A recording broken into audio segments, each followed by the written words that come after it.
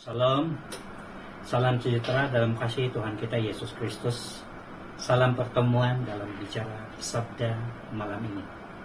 Terima kasih kepada MC yang sudah memperkenalkan saya sebentar tadi.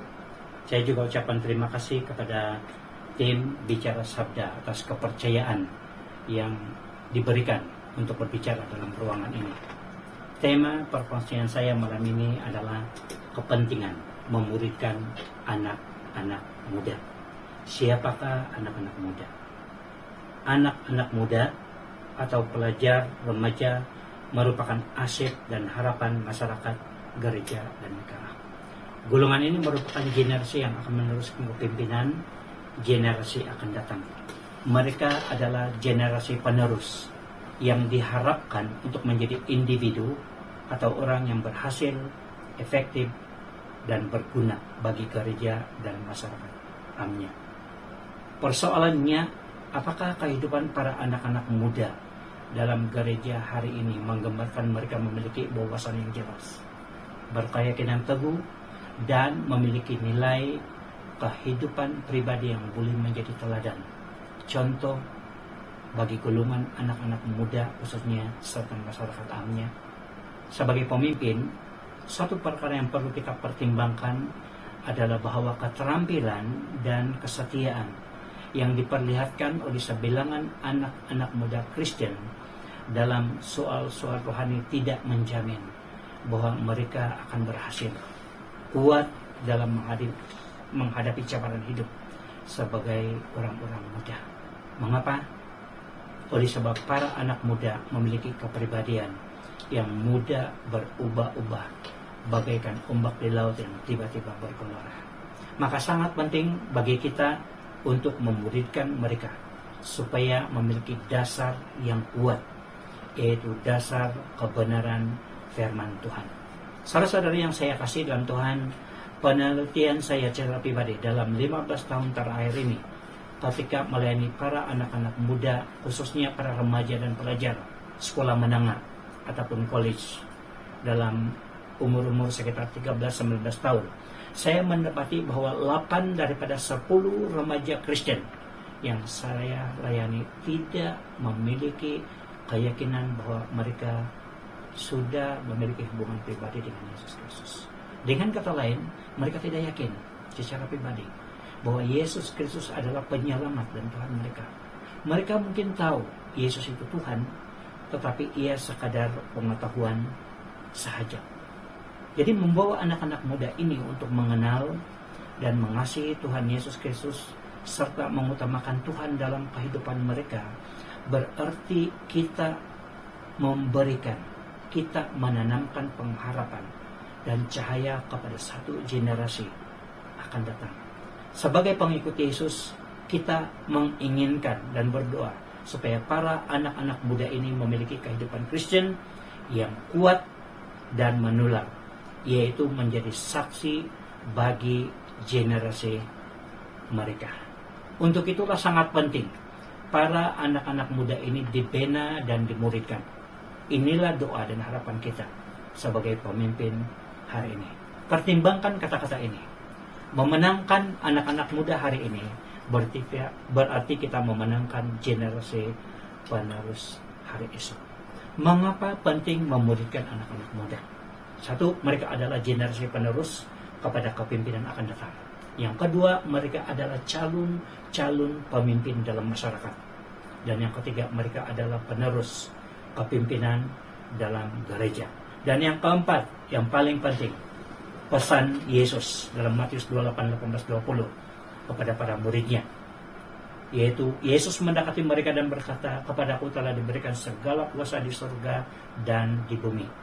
Karena itu pergilah, jadikanlah semua bangsa muridku dan baptislah mereka dalam nama Bapa dan Anak dan Roh Kudus.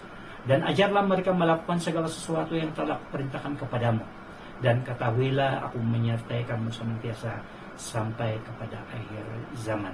Apa yang saya mau tekankan di sini adalah menjadikan segala bangsa murid Kristus. Memuridkan anak-anak muda itu adalah amanat agung. Itu adalah pesan Yesus kepada para murid dan tentu saja kepada setiap orang Kristen, termasuk kita dalam generasi ini.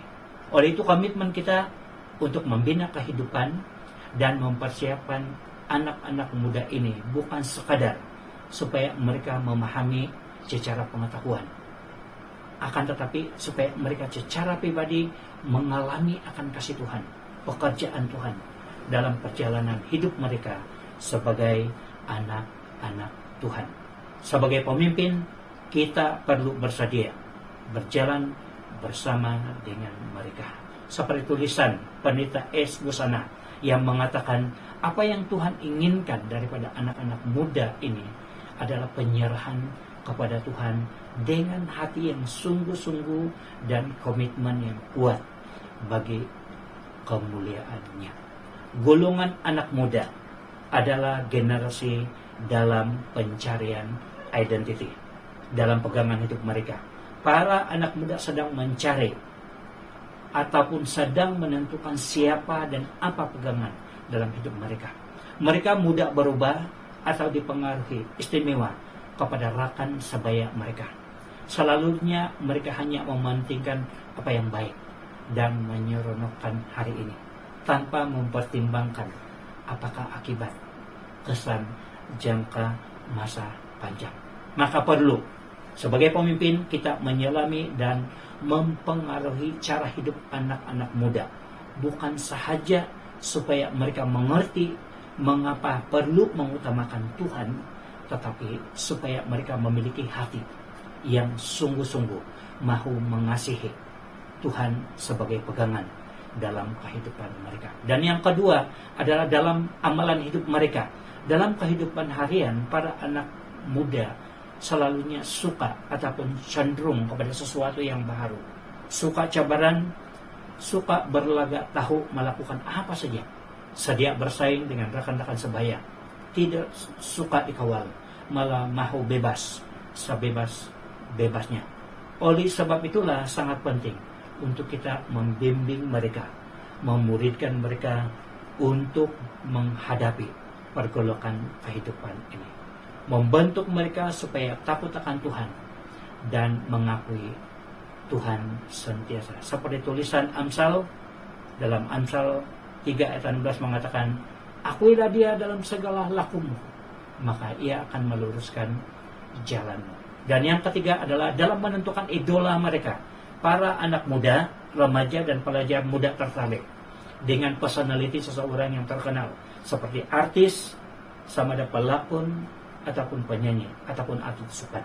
Nah, apa yang kita boleh tarik di sini sebagai satu message untuk kita adalah golongan anak muda memerlukan perhatian daripada kita sebagai pemimpin dan mentor mereka, khususnya dalam menentukan idola, model, ataupun contoh hidup yang mereka boleh teladani. Memenangkan anak muda hari ini berarti memenangkan dunia hari esok. Anak muda adalah harapan masa depan kita. Untuk itulah komitmen kita untuk bertindak dengan sengaja dan segera sangat diperlukan untuk memastikan para anak muda dalam gereja hari ini dapat memiliki kehidupan rohani yang terus-menerus bertumbuh ke arah kedewasaan dan kematangan secara pribadi. Dan yang kedua, memberikan pendedahan dan perlengkapan kepada anak-anak muda sebagai usaha membina, memuridkan yang perlu dititik beratkan sebagai satu keutamaan. Dalam masa yang sama, sebagai pemimpin, kita juga perlu memberikan peluang, kesempatan, dan mencabar para anak muda ini untuk turut terlibat dalam melakukan kegiatan pelayanan ataupun misi, yaitu menjadi saksi Kristus sebagai pembentukan karakter dan mempersiapkan mereka dalam arus kepimpinan akan datang. Dan perkara yang ketiga yang saya mau bicarakan ialah bagaimana. Kalau penting memuridkan, bagaimana kita memuridkan para anak-anak muda. Matlamat kita di dalam memuridkan adalah membina dasar kehidupan yang teguh. Pertama, memiliki suatu hubungan secara pribadi dengan Yesus Kristus. Keyakinan bahwa mereka, yaitu anak-anak muda sudah menerima Yesus Kristus secara pribadi merupakan satu dasar yang perlu mereka tahu serta yakini. Kekristenan adalah hubungan pribadi dengan Tuhan. Para anak-anak muda memerlukan bimbingan yang memberikan mereka dasar yang kuat bahwa sebagai seorang pengikut Yesus, mereka yang sudah memiliki Kristus itu memiliki hubungan pribadi dengan Yesus. Yesus ada dalam hidup mereka. Mereka adalah anak-anak Tuhan. Mereka memiliki pengampunan dosa. Oleh sebab Yesus sudah mati di kayu salib untuk mengampuni dan menebus kita. Dan sekarang mereka adalah anak-anak Tuhan yang memiliki jaminan dan pengharapan ini, keyakinan akan kehidupan yang kekal di dalam Yesus Kristus. Ini suatu perkara yang sangat penting untuk mereka yakini. Yang kedua, membimbing mereka supaya mereka bertumbuh di dalam Kristus. Membimbing para anak-anak muda untuk bertumbuh dalam hidup adalah satu proses yang berterusan, yaitu membawa mereka belajar dan menyelidiki firman Tuhan, Alkitab. Yang seterusnya berjalan bersama dengan mereka dalam kehidupan doa sebagai satu penyerahan kepada Tuhan yang berterusan. Dan seterusnya adalah tekun dalam memelihara persekutuan bersama-sama sebagai orang percaya secara tetap. Memastikan semangat api itu terus membara. Gambaran potongan kayu boleh terbakar hangus bila ia tetap bersatu sebagai satu lungkukan. Tapi bila salah satu potongan itu diasingkan, maka pas api lama-lama akan padam. Semangat membara tetap ada bila ketekunan untuk bersekutu sebagai anak-anak Tuhan tetap dipelihara dan dipertahankan. Seperti penulis Ibrani 10:25 katakan, janganlah kita menjauhkan diri dari pertemuan ibadah kita. Nah, yang berikut adalah beberapa langkah praktik yang boleh membawa kepada pertumbuhan yang berterusan.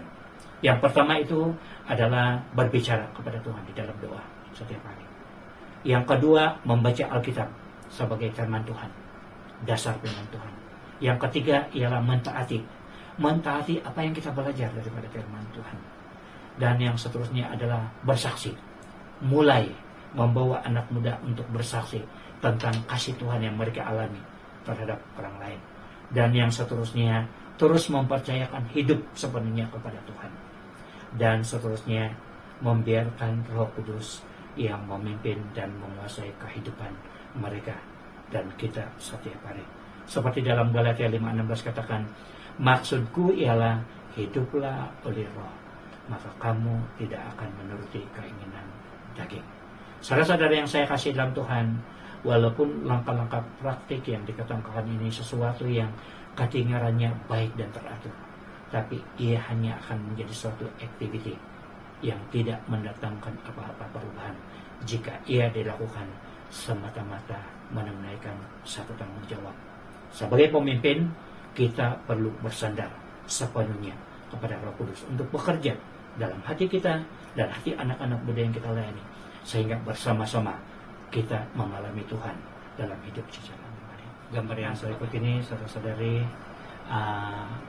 menunjukkan beberapa pelajar kunci bersama dengan staf kampus saya sedang memberitakan Injil menggunakan risalah 4 Romawi kepada pelajar yang baru masuk di sekolah.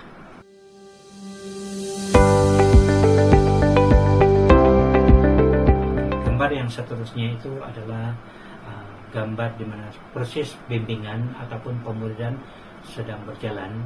Kami menggunakan seri bimbingan lanjutan besar yang kami panggil BLD seri 1 sampai ke 6. Ini membantu para pelajar yang baru menerima Kristus untuk bertumbuh dalam iman mereka sebagai seorang Kristen.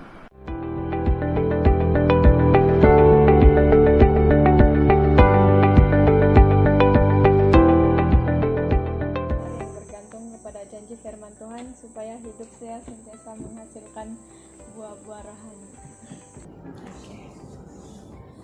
Walaupun dosa-dosa orang Kristen telah ditebus oleh Kristus di kayu salib, namun akibat dosa tetap harus ditanggung oleh mereka di dunia ini.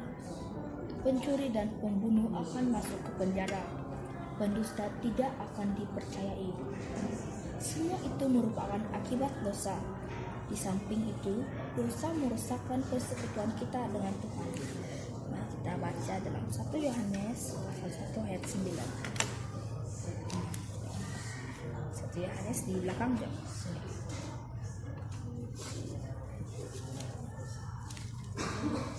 1 hingga 9. Oh, ayat 9 saja. Ini juga. Iya. Oke, itu baca. Kami menulis surat kepada kamu Mana tentang kau baca tuh? Oh, ayat 9. bukan satu kan? Ya, ini 1 Yohanes pasal 1 ayat 9. Gambar ini menunjukkan kesaksian beberapa pelajar yang sudah mengikuti bimbingan lanjutan dan merupakan satu kesaksian mereka, perkongsian mereka yang mereka belajar sesuatu yang penting dalam hidup dan tindakan mentaati firman Tuhan ataupun kebenaran yang mereka pelajari sebagai seorang anak Tuhan, sebagai seorang pengikut Yesus, dan bagaimana mereka terus-menerus bertumbuh dalam kehidupan mereka secara pribadi. Pertama sekali saya mengucap syukur kepada Tuhan atas setiap pekerjaannya sepanjang program kami, yaitu DMT dan juga BLD. Jadi dalam hidup saya, dan yang paling penting ialah hidup saya itu sepenuhnya bergantung kepada Tuhan dan rela berserah serta taat kepadanya. Satu ayat firman Tuhan yang sudah menyentuh hati saya sepanjang ini program ialah terdapat dalam Filipi pasal 2 ayat 13. Karena Allah sentiasa bekerja di kalangan kamu untuk membuat kamu mahu dan sanggup melakukan apa yang dikehendakinya. Sebagai orang yang percaya dan sudah menerima Kristus, kita tidak sudah hidup seperti yang kita mahu, bukan sudah kita yang take control dalam hidup kita, melainkan Tuhan. Itulah kenapa firman Tuhan ini begitu bermakna bagi saya, di mana hidup mengikut kehendak Tuhan dan bukan saya. Dan perkara yang saya ingin terus lakukan selepas program ini ialah teruskan menjadi orang yang setia mengikut Tuhan dan terbuka hati untuk dibentuk dan diperbaharui seturut dengan kehendak Tuhan. Mintalah maka akan diberikan kepadamu, carilah maka kamu akan mendapat, ketoklah maka pintu akan dibukakan bagimu. Tindakan yang saya mau baca lepas ini, saya mau ajar kawan-kawan saya di sekolah.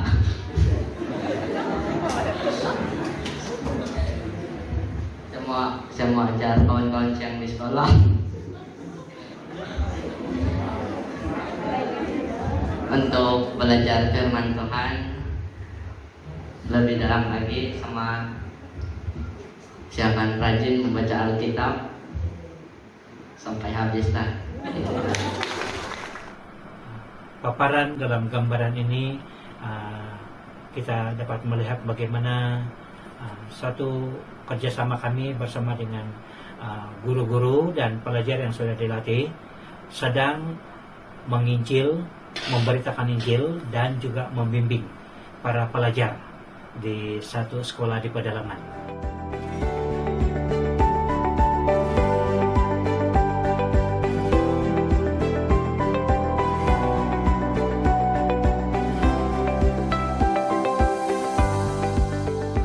Oke, selain daripada mempelajari Alkitab, kita juga membawa para pelajar untuk mempraktikkan pentingnya doa dalam kehidupan setiap hari.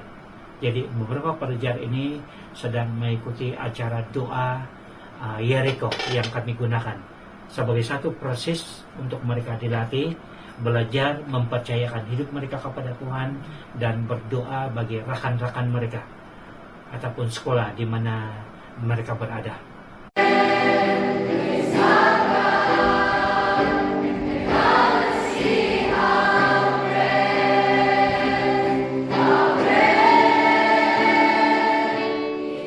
Sebagai kesimpulan daripada perkongsian saya malam ini, saya lontarkan 3 perkara ini untuk kita pertimbangkan. Buat tekan untuk serius memberikan perhatian dan keutamaan kepada anak-anak muda. Yang pertama, membimbing dan memuridkan mereka dengan dasar firman Tuhan sebagai langkah pertumbuhan rohani. Yang kedua, laburkan hidupmu sebagai pemimpin untuk melatih dan mempersiapkan generasi muda ini. Dan yang ketiga, bersedia berjalan bersama dengan mereka. Berilah perhatian khusus. Ingatlah anak muda, generasi muda. Mereka adalah generasi penerus. Jadi terima kasih atas perhatian. Saudara-saudari semua, Tuhan memberkati. Terima kasih.